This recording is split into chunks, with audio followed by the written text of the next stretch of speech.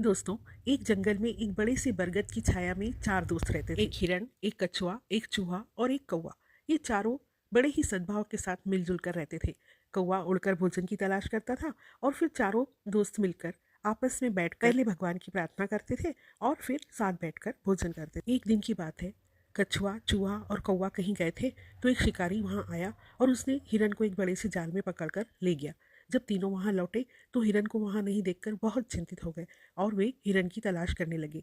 अब आकाश में उड़ते हुए कौवे ने शिकारी को जाल में हिरण को पकड़कर ले जाते हुए देखा और फिर तीनों दोस्त हिरण को बचाने की योजना बनाने लगे।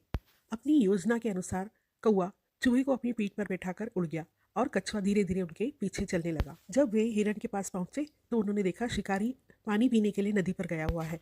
चूहे ने तुरंत ही जाल को काट डाला और हिरण को मुक्त करवा दिया। अचानक ही शिकारी के कदमों की आहट सुनकर सभी तेजी से भागने लगे। कछुआ तेजी से भाग नहीं पाने के कारण झाड़ियों के पीछे छिप गया और शिकारी ने उसे देख लिया और फिर वो कछुए को अपने थैले में डालकर भागने लगा। अब बाकी दोस्त कछुए को बचाने की योजना बनाने लगे और योजना के अनुसार हिरण शिकारी के सामने आकर खड़ा हो गया। फिर क्या था, शिकारी ने कछुए का थैला वहीं फेंका और हिरण के पीछे भागने लगा। हिरण और तेजी से भागा और भागते भागते शिकारी की पहुंच से बहुत आगे निकल गया और इधर कौवे और चूहे ने कछुए को थैले से निकालकर उसे अपने साथ ले गए।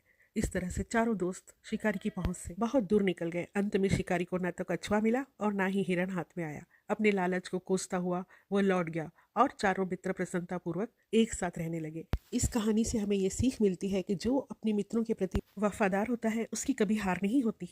अगर आपको ये कहानी पसंद है तो सब्सक्राइब करें।